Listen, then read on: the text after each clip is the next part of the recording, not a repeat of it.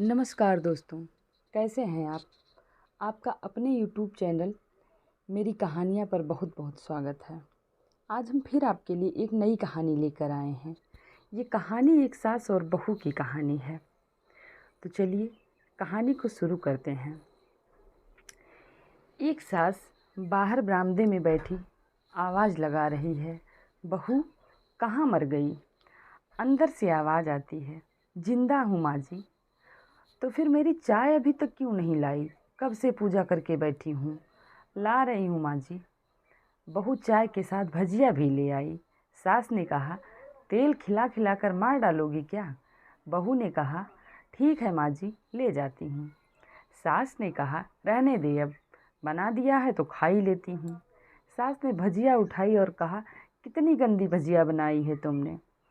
बहू, माँ जी मुझे कपड़े धोने हैं, मैं जाती हूँ। बहू दरवाजे के पास छिपकर खड़ी हो गई। सास भजिया पर टूट पड़ी और पूरी भजिया खत्म कर दी। बहू मुस्कुराई और काम पर लग गई। दोपहर के खाने का वक्त हुआ।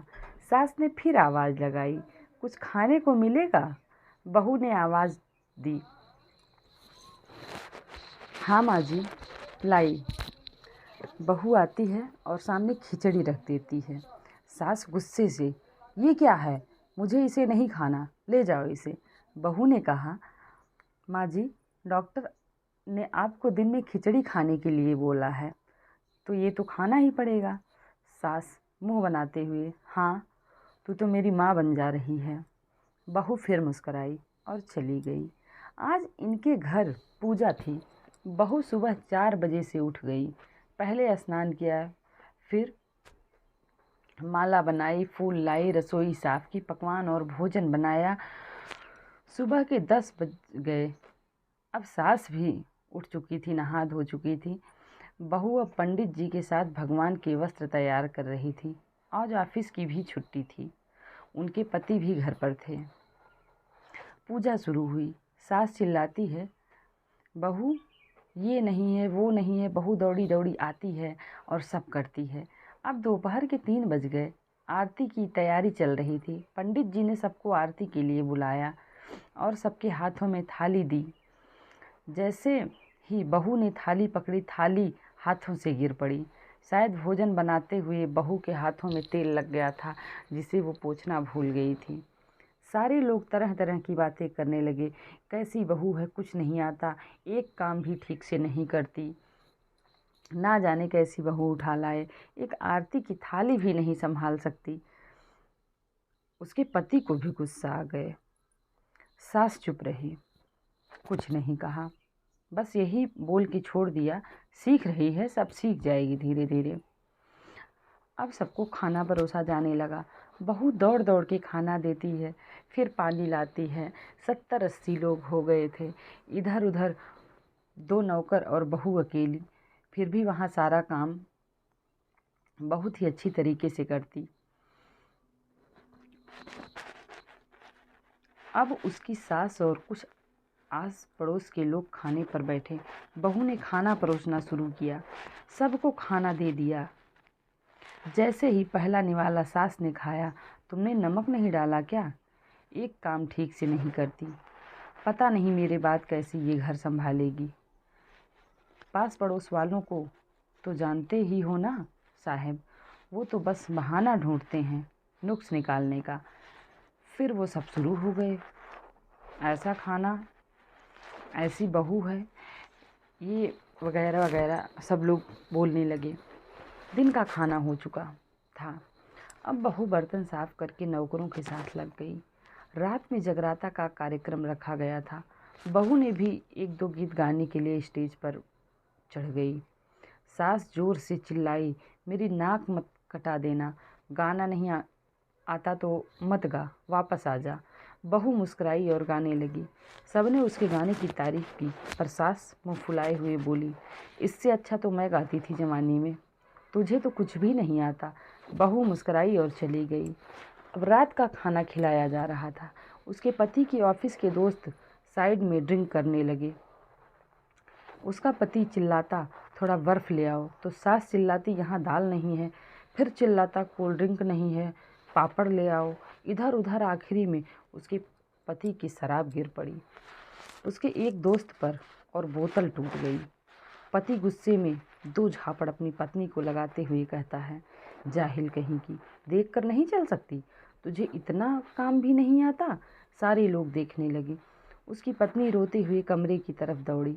फिर उसके दोस्तों ने कहा, क्या यार, पूरा मूड खराब कर दिया, यहाँ नहीं बुलाया होता, हम कहीं और पार्टी कर लेते। कैसी अनपढ़ गवार बीबी ला रखी है तूने, उसे तो मेहमानों की इज्जत और काम करना तक नहीं आता। तुमने तो हमारी बेइज्जती कर दी। अब आस पड़ोस की औरतें को और बहाना मिल गया। वो कहने लगी, देखो क्या कर दिया तुम्हारी बहू ने, कोई काम की नहीं है। मैं तो कहती हूँ अपने बेटे की दूसरी शादी करा दो, छुटकारा पा जाओ इस गंवार से। सास उठी और अपने बेटे के पास जाकर उसे थप्पड़ मारा और कहा, अरे नालायक, तुमने मेरी बहू को मारा, तेरी हिम्मत कैसे हुई, तेरी टांग तोड़ दूंगी। उसके बेटे के दोस्त कुछ कहने ही वाले थे कि उसकी माँ ने घूरते हुए कहा, चुप, बिल्कुल चुप, यहाँ दारू पीने आए हो, जबकि पता है आज पूजा है और तुम्हें पार्टी करनी है। कैसे संस्कार दिए हैं तुम्हारे माता पिता ने, और किसने मेरी बहू को जाहिल बोला। जरा इधर आओ, चप्पल से मारूंगी अगर मेरी बहू को किसी ने एक भी शब्द कहा। अरे पापी, तूने इस लड़की को बस इसलिए मारा कि तेरी शराब टूट गई। पापी, वो बच्ची सुबह 4 बजे से उठी है, घर का सारा काम कर रही है, ना सुबह से नाश्ता किया, ना दिन का खाना खाया, फिर भी हंसते हुए सबकी बातें सुनते हुए, ताने सुनते हुए घर के काम में लगी है। तेरे यार दोस्तों को वो अच्छी नहीं लगी, जूते से मारूंगी तेरे दोस्तों को जो कभी उन्होंने ऐसा कहा। उनकी यार चुपके से खिसक लिए। अब सास बहू के कमरे में गई और बहू का हाथ पकड़कर बाहर लाई। सबके सामने कहने लगी, किसने कहा था अपनी बहू को घर से निकाल के दूसरी बहू ले आना, जरा सामने आओ। कोई सामने नहीं आया। फिर सास ने कहा, तुम जानते भी हो इस लड़की के बारे में, ये मेरी माँ है, मेरी बेटी भी है। माँ इसलिए मुझे गलत काम करने पर डांटती है और बेटी इसलिए कभी कभी मेरे दिल की भावनाएं बिना कहे समझ जाती है। मेरी दिन रात सेवा करती है, मेरे 1000 ताने सुनती है, पर एक भी शब्द नहीं कहती, ना सामने से ना पीठ पीछे। और तुम कहते हो दूसरी बहू ले आऊं, याद है ना छुटकी की दादी अपनी बहू की करतूत। सास ने गुस्से से पड़ोस की महिला को कहा, अभी पिछले ही हफ्ते तुम्हें मियाँ बीवी भूखे छोड़कर घूमने चले गए थे। मेरी इसी बहू ने 7 दिनों तक तुम्हारे घर का खाना पानी, यहाँ तक कि तुम्हारे पैर दबाने तक जाती थी तुम्हारे घर, और तुम भी इसे जाहिल बोल रही हो। जाहिल तो तुम सब हो जो कोयले को और हीरे में फ़र्क नहीं जानते हो। अगर आइंदा मेरी बहू के बारे में किसी ने एक लफ्ज़ भी बोला तो मुझसे बुरा कोई नहीं होगा, क्योंकि ये मेरी बहू नहीं, मेरी बेटी है। बहू सिसकियाँ लेते हुए फिर कमरे में चली गई।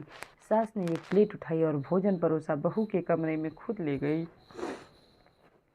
सास को भोजन लाते देखा, बहू ने कहा, अरे माँ जी, आप क्या कर रही हो, मैं खुद ले लेती। सास प्यार से ताना मारते हुए कहा, डर मत, इसमें जहर नहीं है, मार नहीं डालूंगी तुझे।